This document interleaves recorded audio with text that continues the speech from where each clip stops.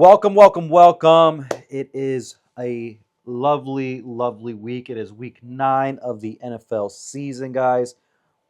Welcome for another Crackin' a Cold One episode with your favorite hosts, Yoxie and Degs. How you doing, my guy? Sir. I'm doing well. It's a great fall day. Trees are all colorful. Yeah, man. I'm loving it right now. It's Business is going well for me too with like fall minis. It's been going crazy. So if you need any photos done, you let me know. Hit my guy up. My fall minis sessions are done, but if you need any photos done, let me know. Best let me know. in the biz. Appreciate it, bro. Yeah. Well, we want to go ahead and dive into this week, and we are going to start off as we normally do.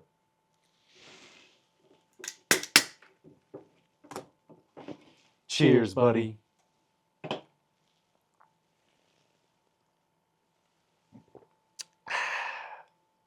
Shout out Surfside. As always. Shout out Surfside.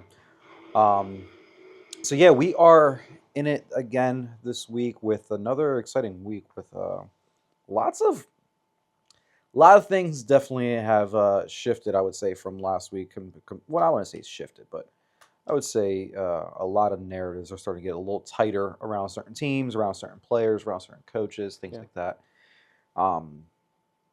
We did not get this episode out in time before Thursday night's game, but we'll touch on that really quick before we dive into everything. But as you guys are all aware, Miami decided to part ways with their GM, which is probably for the better. It just hasn't been working. Although I do think that there was more as well to be said about Mike McDaniels. I saw that, that he was running off the field towards the end of the game, and I guess there was still time on the clock. And I guess, I know every single NFL team, they'll usually run out if the game's over. It is what it is. Like, they'll run out, shake hands, and whatnot. Supposedly, he just ran off. He didn't even do any of that stuff. Yeah. So, okay.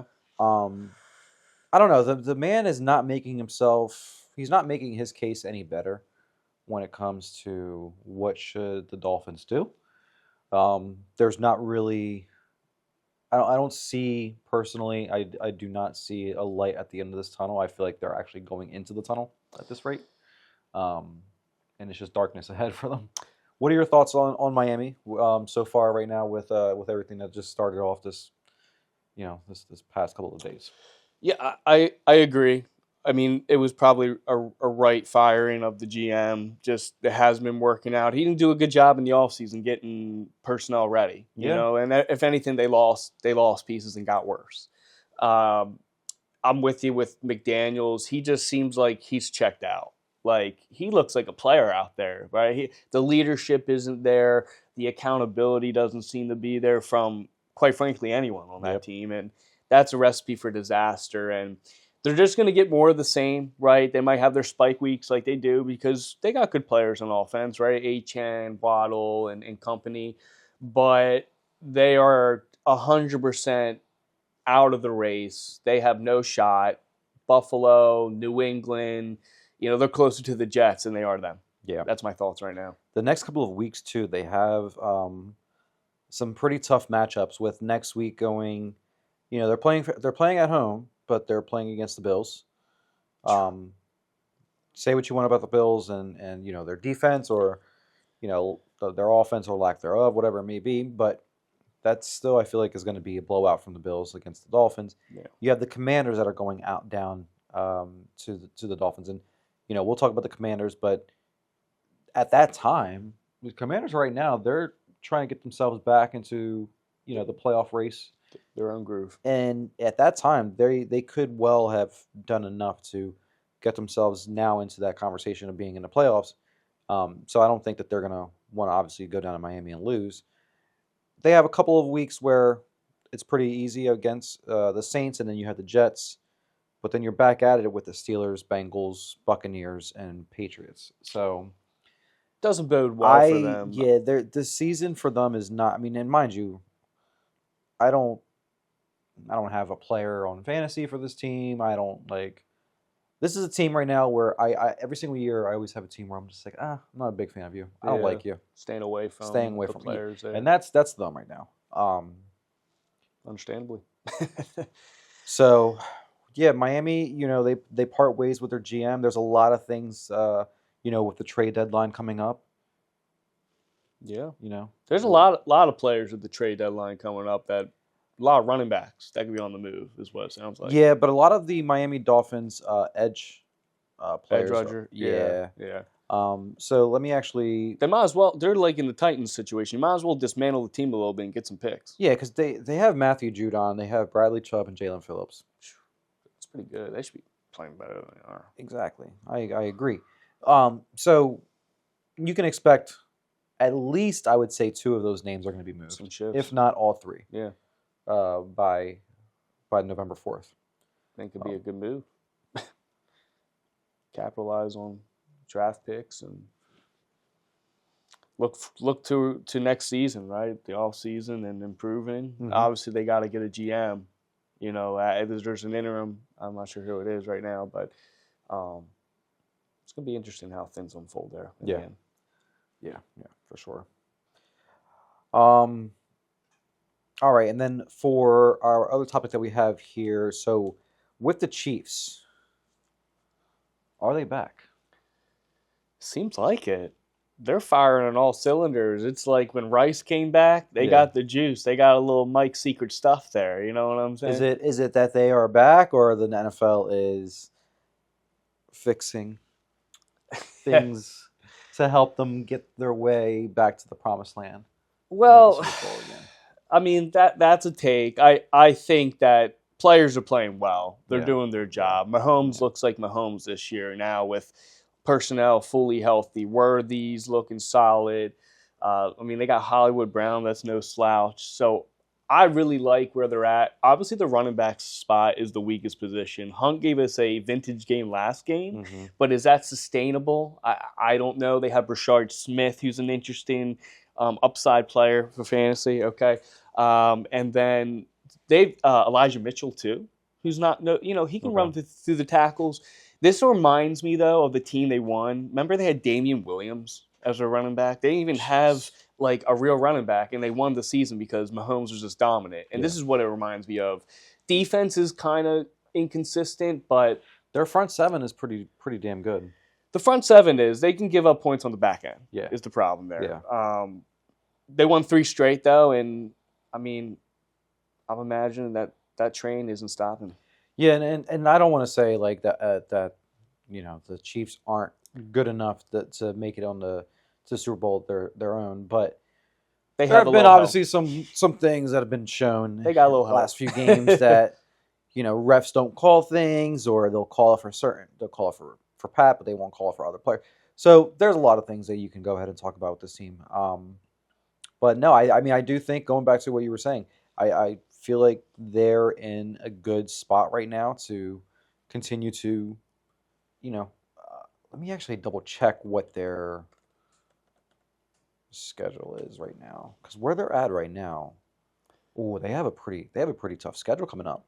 Starts tonight. Yeah, tomorrow night. So they have the Bills, Broncos, and Colts.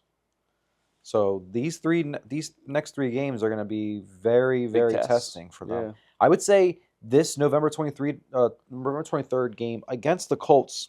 We've had that marked for a few weeks now. I cannot wait for that one. I cannot wait for that one. It's a game of the week for sure. Yeah, that's going to be one where, honestly, we both might be talking about that game for the game of the week. I agree. I'm curious to see these next couple weeks that lead up to it. But they're too powerful. And like I said, this is where we're now starting to get to the point where the narrative is starting to tighten around, certain teams, whether they're actually contenders or they're pretenders. You're having coaches that are on the hot seat, some that aren't. You have all these trade rumors going on right now. So a lot of things are starting to tighten up right now. But going back to the Chiefs, with these last 3 games that they've won straight, it's looking. And listen, I'm not gonna even though I hate the Chiefs, I'm not gonna hate them too much because I have Rashee Rice on my team. So I love Rashee Rice. I love it. Now as soon as he came back, I was like, thank you, you saved me. They could be a buyer in the deadline. Yeah, right? for receivers, for sure. For receivers, I even think now at running back, if Pacheco is going to be out long, I mean, I could see it happening. They're kind of like the Eagles, where The sometimes one player I would want them to get he doesn't want to leave New Orleans, and I'm just like, Kamara. yeah, I would love Kamara to like leave and go to a contender, but he himself has said that if they trade him, that he's just gonna go off onto a beach and drink pina coladas. He loves Nola. Oh, loyalty. Don't see that too often. Yeah. All right. So my topic that I have this week. So the Steelers. Colts versus the Steelers this week, I think, is going to be the beginning of the downfall for the Steelers this season. I think there needs to be like a major change with that team. They're right now one of the worst defensive teams in the league, and they spent the most money on their defense. Their last W was against Cleveland, and outside of that, they haven't really won, any, like, the rest of their games that they've won this season have not been not versus teams yeah. No, like you're not looking at the Steelers and looking at their dubs and you're like, oh wait, they're back. No, well they got their ass busted by the Packers. Yep. They couldn't win. Yeah, they couldn't even win against the Bengals when that was Joe Flacco's first game, right? Second game, but still, yeah.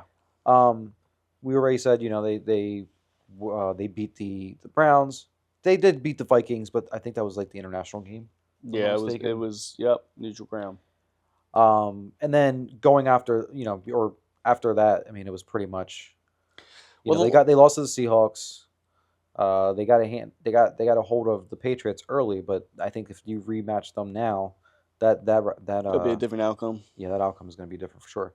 I'm just saying, like the wins that they've had on this schedule, Jets, not impressive. Just not impressive. Yeah, Jets, Browns. I think the bigger thing is really the last two losses.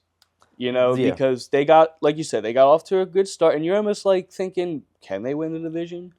But with the Bengals loss, that's got to be a win. Well, you have Joe Flacco that's throwing 342 yards on your defense with Jalen Ramsey. They're just old. Darius Slay. You have. They try to do what Washington did a year ago, which is they signed a bunch of one-year deals. They made some trades in the offseason, but they're all veterans. Yeah. And sometimes it works out, and sometimes it doesn't. And you're right. They need a change. They need something. Like, should they trade Watt? It's something major that they need to change. Like, and I'm saying, coach, GM, Tomlin, everything from head to toe. They gotta switch. I've been saying for a little bit that marriage might need to end. Well, and then they have DK over there. So, do you flip DK to somebody else now? Oh, dude, they just locked him up. I assume they're gonna hold on to him. Aaron Rodgers, does he have another year in him, or is he? There's a lot of riding off into the sunset after this. A lot of question marks. So then it's like you have DK over there, who's your quarterback. You're not going into the season next year with Mason Rudolph. Maybe what if you trade Watt to get to a bad team to get a high pick where they could go after someone in the draft in the first round? Now, I'm not there yet where I can tell you who they should draft, but yeah, I don't know. I mean, hey, Drew Allar, he's not too far from them, so go ahead and ride. Yeah, go over there to Pittsburgh. But make great points. This team, though, the Steelers, I think, are just they're done. They're frauds, in my opinion. They're not. It's a shame that they're such a historical team. They hold such a presence in the NFL that I think any team that's going against them is going to be like, we're about to have a field day. Like, Daniel Jones is about to throw it for 350 plus yards this weekend. Yeah, no, I mean, it's a norm. Get Josh Downs in there as a touchdown for your parlay, because I'll tell you this much, that's going to hit. Book it. Yeah, no, I think you're right. I mean, the only way they're going to win games is basically when Rodgers is throwing 3 or 4 touchdowns a game. Yeah. But you can't do that every time. Nope. You just can't. Nope. All right, let's go ahead and dive into our team corner. So I'm going to start off with my Eagles. Yeah. Eagles have had some, pretty good dubs these last few weeks. Last weekend against the Giants was a great, divisional win that they were able to get. I did not like the Cam Scatterboo injury that was something that was just You hate to see that. I just you never want to see that. Also, shame on you, ESPN, for the rest of this week. Whenever y'all talked about it, y'all replayed the play on national television. No one wants to see it. Nobody wants to see that. Nobody wants like they didn't even cut it before Like the actual. Yeah, and I'm like, you can Kids literally see watching it this from a mile away that the dude's foot was freaking broken. It's gruesome. So, side note, really quick, Cam, get back, get better. I got you on my fantasy team as well, but you were excited to watch this season, and Eagles obviously had their hard time, stopping you. So, get back and get healthy. Cheers.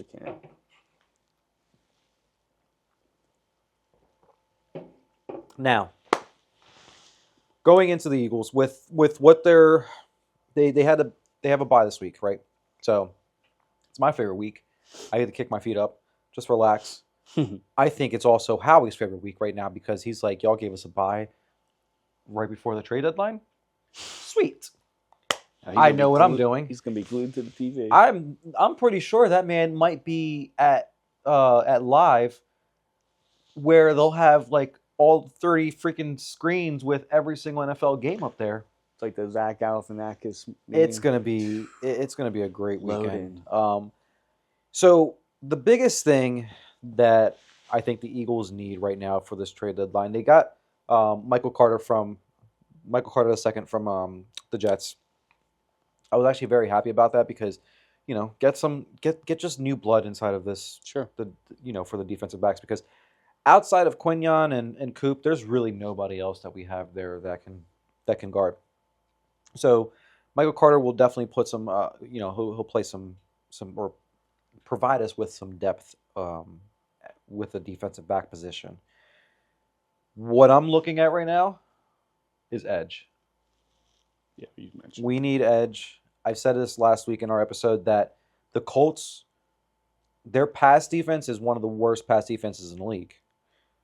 But they are top 3 getting to the quarterback. What promotes, team wins and turnovers and things like that. If you get to the quarterback quick and you have a good, pass rush, you're bound to go ahead and win more games because that quarterback's not going to be able to throw the ball on time. He's going to feel pressured, and it's going to affect his throws. Yep. Yeah. Mm-hmm. So, with that being said, Myles Garrett, come to Papa. Oof. Come to Papa. I know that in the offseason there was talks of trying to get him. The Browns were not trying to get rid of him. The Browns have nothing going for them at this rate. You need to, if they want to benefit their team in the long run, they need to flip him. At this rate, they need to flip him for the King's ransom. I'm all on board with Howie giving the 3 first-round picks. Give the 3 first-round picks. We are set still for the rest of the draft. I mean, we have a bunch of picks. I think we have like an additional 5th, 6th, 4th, 5th, and 6th pick for compensatory picks. Yeah. I can't speak today, guys. I have an aneurysm at least once every other episode, so here you go. So they have a lot of picks outside of their first-round picks. I'm not, for me, first-rounders, okay, cool. You got a now team. Got a now team. Yeah. And with Myles Garrett, 29 years old, still in his prime, I think Howie just needs to make it happen. Now, second on my wish list, already played under Vic Fangio before, and he's younger. He's 26 years old. Jalen Phillips from Miami. He's had some freak injuries early in his career, but I'm still looking at him as a productive, edge. And he can also play even outside linebacker as well sometimes. So he has a little bit of a versatility. To him right now. So Jalen Phillips is my second one on the list. He's 26 years old. I like the fact that he could grow at the line. I also like the fact that he would have to be like on a prove it type of deal. Right? Yep. Prove it deals obviously aren't that much. If he does well, we either get benefited by him going somewhere else, and then we get a draft pick for that, or he re-signs to us, and then we still have him. So with the Eagles right now, my wish right now is just after this bye, I want to see Myles Garrett or Jalen Phillips in the Eagles uniform. Hey, I'll tell you what, either one of them, it's going to change the trajectory of that defense so much. Yeah. So anyone of that caliber, really. If you get can't help, have Myles Garrett that he has 5 sacks last week and still they lost. To your point, that team is years away. I mean, mainly because to the other point is they're financially handicapped because of Watson, and honestly because of the Garrett deal. They paid Denzel Ward. They've paid a lot of guys, and they're nowhere close to being where they are. So someone is going to have to be on the move, whether it's at the deadline or to the offseason. Question. What happened to Watson? Is he injured? He tore his Achilles last year. Ah, okay. Because every time that they talk about the Browns and they talk about the quarterbacks, they never bring his name up. And I'm like, I'm pretty sure he's still signed with them. Yeah, I mean, it's interesting. I mean, I think that's something that they're gonna want him to milk. I don't think they want. Yeah, he has one more year left on his contract. So, it could be it could almost be like a Russell Wilson situation. Maybe they trade him somewhere, and then they're just on the hook for a decent amount of the money. You know what I mean? Just to get him out of there, dude. Their cap hit next year. Maybe if Rodgers leaves, they go to the Steelers. Yeah. Do you see that? 80. Oh my God. Deshaun Watson has a $80 million cap hit on the Browns next year. With a $46 million, they backloaded this contract. Yeah. $46 million that he's getting. Which they should have just front loaded. Oh my God. Wow. Yeah, Browns, y'all are trash. Y'all are so done. He fleeced them. I mean, Jesus. I feel sorry for Kevin Stefanski too, because he's a good coach. Like, I'm a fan of him. So he could be on the way out. Yeah, unfortunately, he very well could.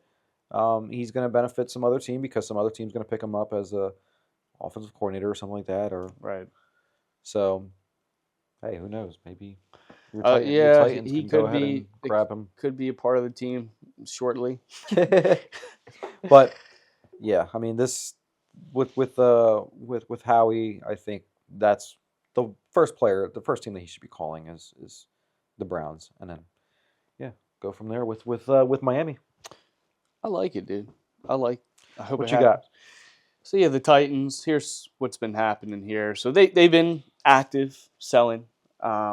2 cornerbacks, which I'm a little confused by, both of them, because now we literally have no one to throw out there. It's just going to be a bunch of practice squatters for the most part. Our safeties are fine, but, they're actually injured, so there's that. But we traded Jarvis Brownlee first to the Jets, which might have been motivation for the Jets to move Michael Carter to you guys. And then we traded Roger McCreary, who is a great nickel corner. I loved him. He just, unfortunately, is part of a bad team. Now he's a part of the Rams, and I think we'll thrive there with that pass rush like we talked about. When you get to the quarterback, it causes turnovers, and he's a very versatile cornerback. He can play inside, outside, so they got a good one. Yeah. Who else could be on the move now? A number of guys. So someone named Draymond Jones, he's been our best pass rusher this year. I've heard him linked to you guys if you can't get some of these big names, which he still will be help to you guys. He has some game, and he's the type of player that thrives with better players. So with us, he's still getting to the quarterback and doing good things. But if he was with you guys, with Carter and company, he's on an island. Yep.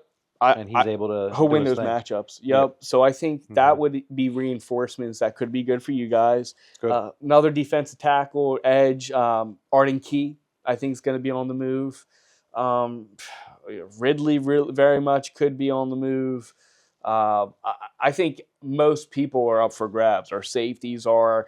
They're not going to care how bad we get at this point. And to a degree, I'm fine with that. I do want to load up on picks. The part I hate about it as a fan is I got to watch these shit games, right? I have to watch these shit games, and it's tough because the offense is totally dysfunctional. And a new coach right now, the interim coach, it doesn't really matter, right? Nothing's changing. We see the same offense. If anything, they tried to simplify things, and it's still not working.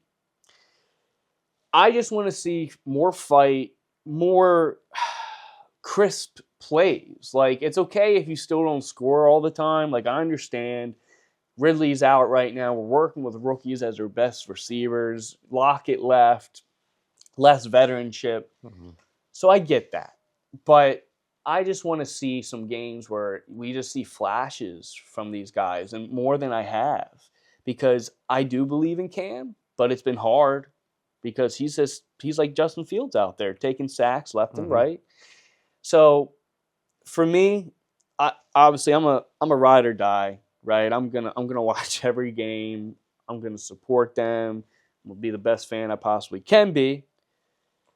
But right now, times are hard, and I just want to see more fight. I want to see more effort, and with some of these guys that are unproven, sometimes that's a good thing. Maybe we'll see some big plays. Let's just play spoiler. Let's play spoiler. All you Titans fans, I need you. Our guy needs you. I need you. I need you. But that's what I got there, and keep you updated next week with our team. There we go. Well, that's our team corners that we have going on for today. Let's go ahead and dive into our game of the week. So what you got for us, Degs? I have a no secret one, Kansas City at Buffalo. We all look forward to this matchup every year. Every single year. Every year, because it's the prequel to a lot of playoff matchups, right? And it does seem that it never disappoints, right? There's always a dramatic ending or just a high-scoring affair, something of that nature. You love when these teams battle. So we've already alluded to Kansas City. They are dealing with some injuries right now on the offensive side with Isaiah Pacheco, right? So now we're going to lean on Kareem Hunt, Brashard Smith. They activated Elijah Mitchell. I'm curious how he fits in there because I could see him being the type of player where hasn't touched the field, wasn't a part of the team really, but because of his profile, I can see them losing him between the tackles there. Mahomes, like we said, he looks like he's back. I mean, 3 straight wins. He's throwing for 300-plus yards in most of those games. Him and Rice, that connection's like it's never left, right? He looks for him every single time. So Reich is a huge difference maker. He had 9 for 9, 93 yards and the touchdown. He's a top-tier receiver. I mean, you have to think about he's not even in his best shape possible yet, probably, right? He still needs a few weeks for that. So a lot of firepower seemed to be on track, firing on cylinders, and then they got Worthy, Brown, and Kelsey to help out too. So I think they're going to be a nuisance for the Buffalo defense there. So basically on the flip, Buffalo needs the offense, right? And it's been a little questionable at times. Now, last week it was not. Last week it was not 40-9 over Carolina. I am so sorry. That upset was completely bullshit. Yeah, completely bullshit.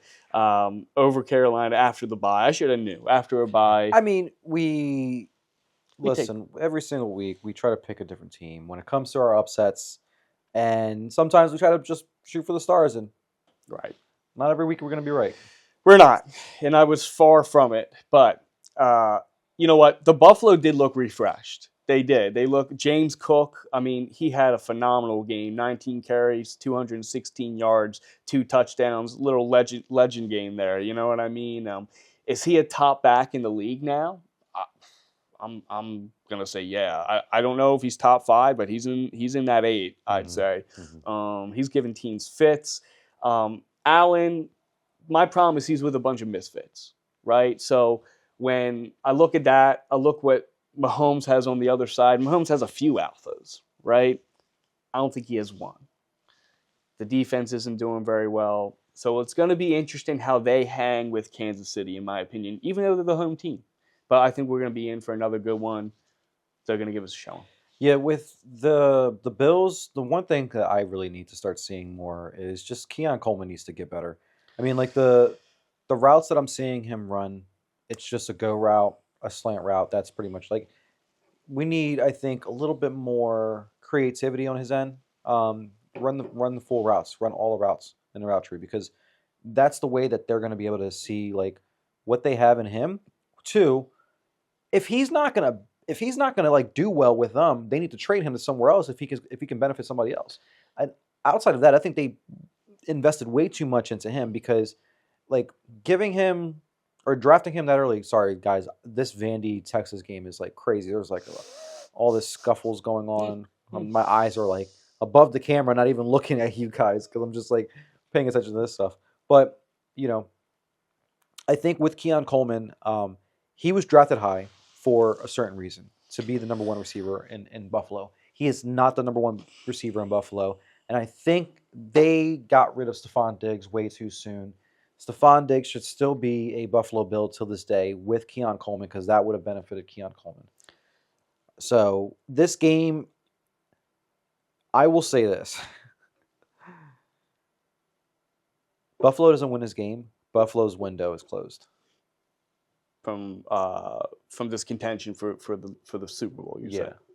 But Buffalo won't. In my opinion, I can't put them in the conversations of Super Bowl contenders until they do something to shake up their team. Whether it's like a new big name receiver. Personally, we've talked about him already. DK. Yeah. You get DK over there. Figure it out. Like you can't waste Josh Allen's prime years. And mind you, I would love to see my Eagles win every single year. I know it's not going to win. It's not going to happen.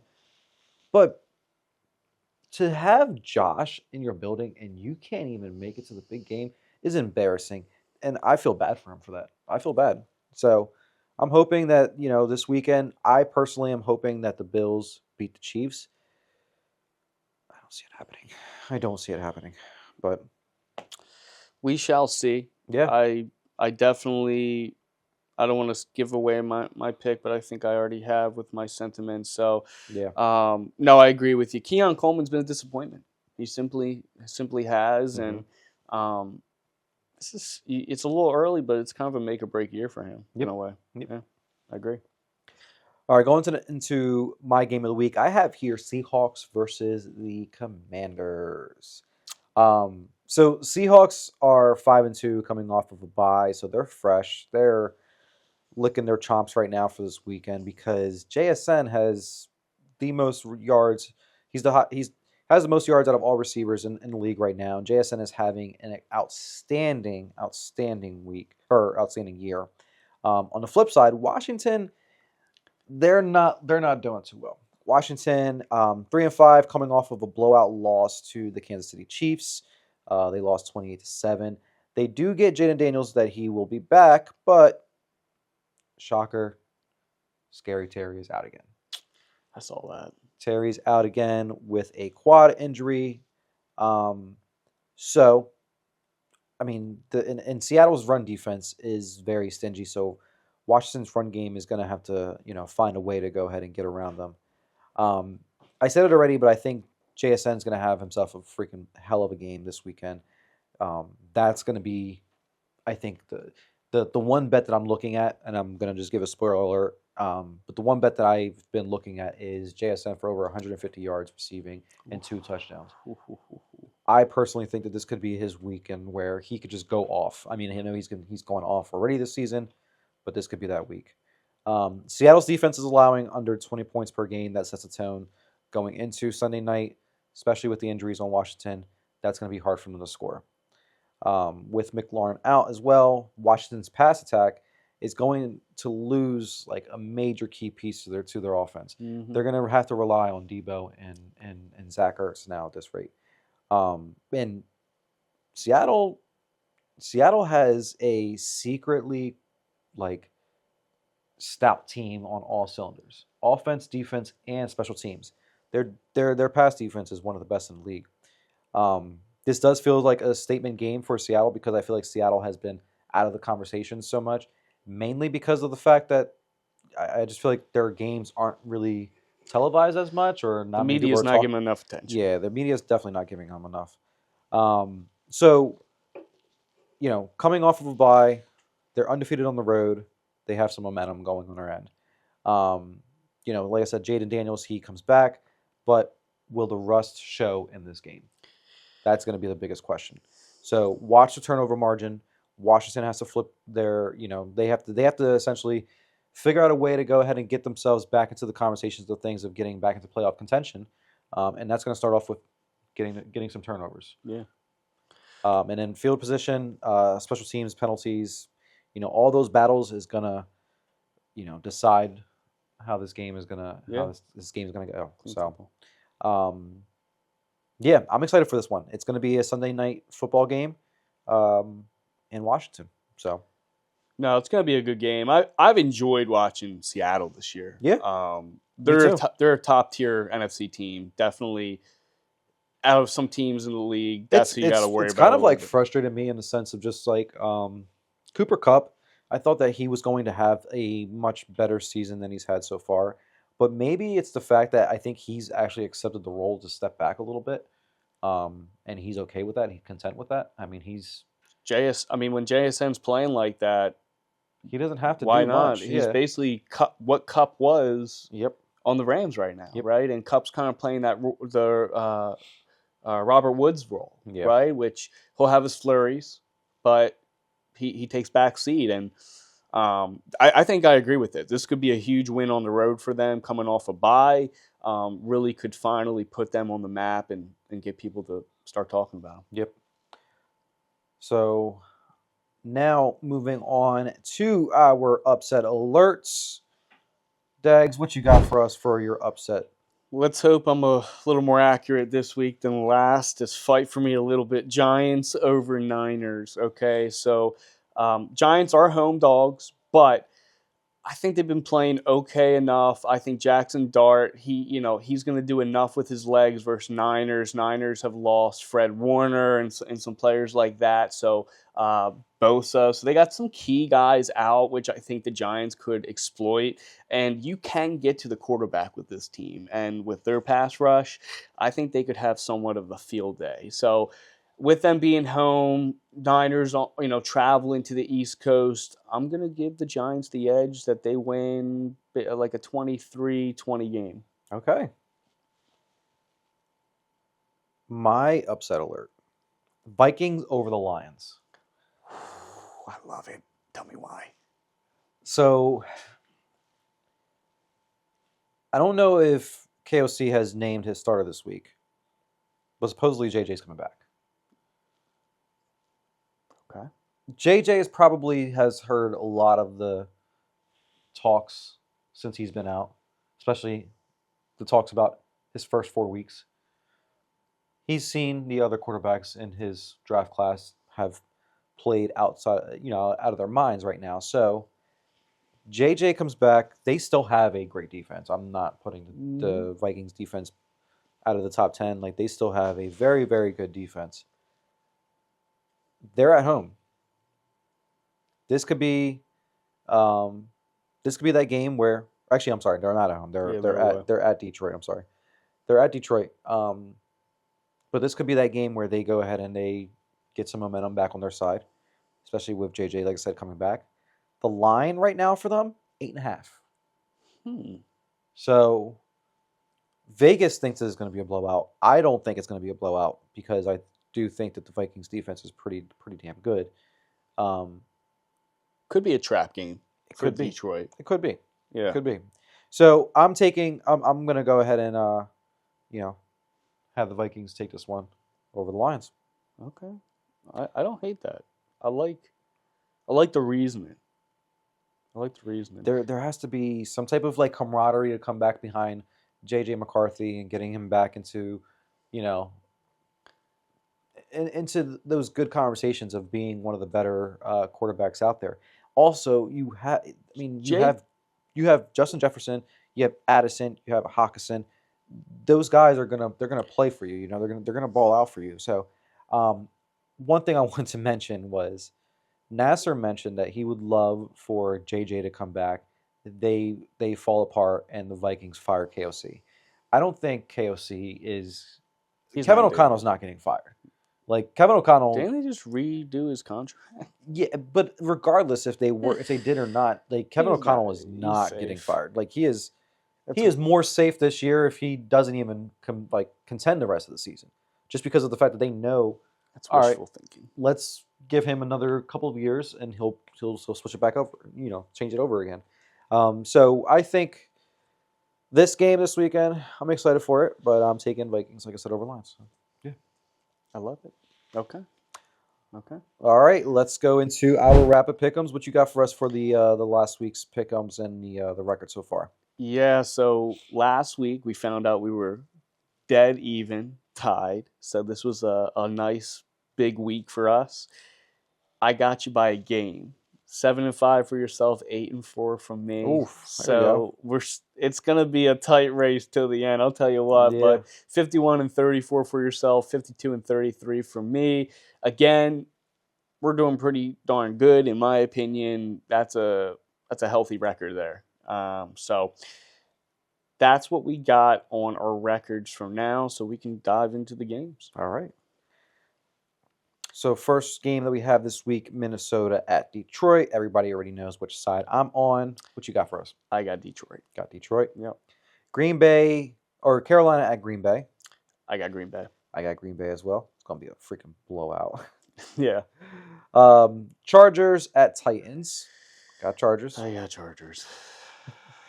Tell us how you really feel. Atlanta at New England. I have New England. I do as well. San Francisco at New York. I got New York. I'm going New York. Go New York. Okay, I love it. Thanks. San Fran doesn't have receivers so. They're injured from top to bottom. Yeah, I'm thinking to myself what could they do to New York to put them way ahead in the conversation of being able to win this game single-handedly. I don't see anything. Purdy, Mac Jones, it doesn't matter to me. Yeah, nothing's popping up in my head from them. Colts at Steelers. Colts. I got the Colts too. Yep. Broncos at Texans. I got Broncos. I do too. We got Jags at Raiders. I got the Jags. Same here. Saints at Rams. I got the Rams. I do too. Kansas City at Buffalo. I got Kansas City. I do too. Seattle at Washington. I got Seattle. I have Seattle as well. And then Arizona at Dallas. I have Dallas. I do too. So our records are going to be pretty similar. Pretty similar. Yep. This week is. I don't think there's much of disagreements on a lot of these games at all right now. So, yeah. From the surface, absolutely not. No.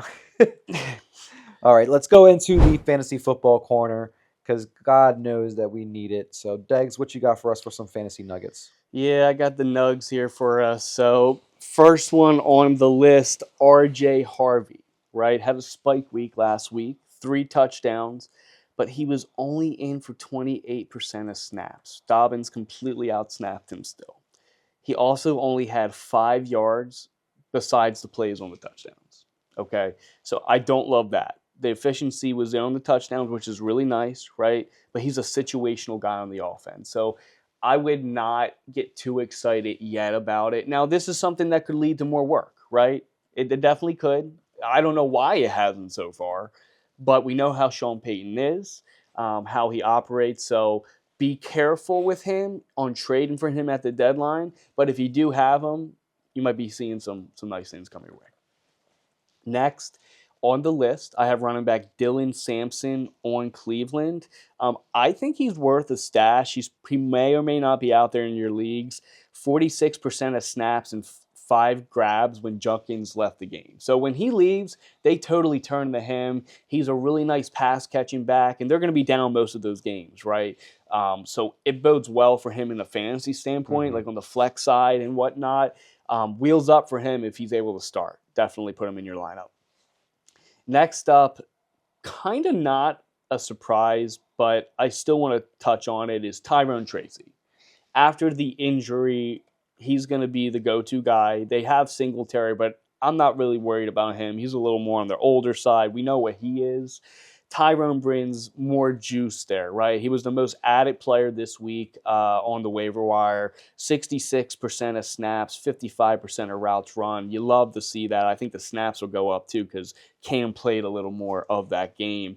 He's clearly the lead back here. So rest of the season, he's a really good viable option. And I think I told you about a trade recently. I got lucky, man. I now have a starting running back that I just thought was going to be a desperation play if I Second needed fiddle to. to Cam, yeah. So I got lucky there. If you have Tyrone Tracy, I like him the rest of the season. Yeah. My number 4 guy is Tajay Spears. Touching back on him, I mentioned that I think we're going to see an uptick week by week, and we have. 51% of snaps, 43% of routes run. That's great for that team like that because they're down most of the time, so he's going to be on the field. Tony Pollard's also another name that could be on the move, I'm hearing, for teams that are in need of a running back. So his snaps went up week by week. I think a total shift is coming. They realize what they have in Spears, and they're going to start playing him, right? With the offense the way it is, you got to play your best players to get the ball in their hands. Yeah. So I think he has some spot start to starter upside rest of the season. And then my last guy is my boy Roma Dunes, who I think is an absolute monster. The Bears last week really disappointed us, I'd say. We thought we were the most confident in that bet. I mean, I feel bad. There was my guy Dean. I saw him at the bar, and he was asking me about my favorite bet. I told him Bears, and I feel terrible, Dean. I'm sorry, brother, but I'll be better this week here. But with Rome, 147 air yards. That just shows you right there. They were trying to give him the ball. He could have had basically a 150, 200-yard day if he got the ball. 26% targets per route run, which is phenomenal. That's what you want here. He's clearly the number one now over there, right? No more DJ Moore, okay? Even with Luther Burden, okay? I still believe in him and think that he's a top-tier fantasy receiver. If he's not a receiver 1, he's a receiver 2. Love him as a trade target. Go get him before kind of another spike week happens here, okay? He had a bad week here. That's my untapped potential trade advice. I like it. That's what I got for us here. So hopefully that helps you guys, and let me know what you want in the future here on the fantasy segment. It's for you guys. For sure. All right, let's go into the betting segment here. I will say that it wasn't NFL, but I hit again last night, guys. NBA. I got hot. We're loving the NBA bets over here today, and I think I figured it out at least with the NBA side. So, but getting back to the NFL, what I have this week are the lines, the spreads. I'm sorry, the spreads. Yep. For each of the teams. So, starting with the Vikings, I'm taking them plus 8.5 versus the Lions. Even if they lose, I don't think that they lose, but I think they cover the 8.5. I think that this is still going to be a good game. So, 8.5 for the Vikings, I take that. Colts minus 3.5 versus the Steelers. That's a gimme. Yep. Steelers are Swiss cheese right now, and they're about to have a field day. And JT, Jonathan Taylor, is just going off this whole entire season. So, it's going to continue. Patriots minus 4.5 versus versus the Falcons. Packers minus 12.5 versus the Panthers. Broncos plus 1.5 versus the Texans. Feels like easy money. Well, I think it's because Patrick Surtain might be out. I think that's the reason why. And Nico's in. Yeah. So there could be some. That could be the reasoning why they're listed as underdogs. Okay. Last one I have here is Chargers versus the Titans. I have the Chargers minus 9.5. So $10 for this is $4.79. So beautiful. Do as you wish. I will be playing this one, and hopefully this benefits me at the end of the day. But just as Dag said, if there's anything that you would like to know with any bets, if you want more of props, or if you want more spreads, anything like that, feel free to let us know. Or we'll definitely make sure that we cover all requests inside of our podcast. Another thing I do want to let you guys know, For all my NBA heads, get prepared because we're about to start our NBA episodes coming soon. More on that. We do have to do some preparing, but we're loving the way things are going for our Sixers. And with the NBA episodes, if you guys haven't listened to us before, we touch on some things around the league, but we mainly focus on the Sixers. So if you're a Sixers fan and you love the NBA, join us for this season. We'll start things off with the NBA starting in December. So just in time, right before the Christmas games are, and at that point, things will start heating up. We'll be 30 games in, I'm excited for it. It's 20 games in. No, to 20, I to think your it's 20 games point. in. It's been the best start as a Sixers fan in some time. It feels really nice, just the group that they have here, and it's been exciting. So to your point, Sixers fans, get ready. We're gonna have some great content for you, and hopefully, this is gonna be conversations into June. Hell yeah. Hell yeah. I love that. Well, guys, enjoy this week's episode. Have a safe weekend for all your bets. I hope you guys win. For your fantasy, I hope you win. And, slide into our DM. Send us any messages, anything that you want us to cover. Like I said, we'll make sure that we include all requests into our podcast. But without further ado, fam, cheers, buddy.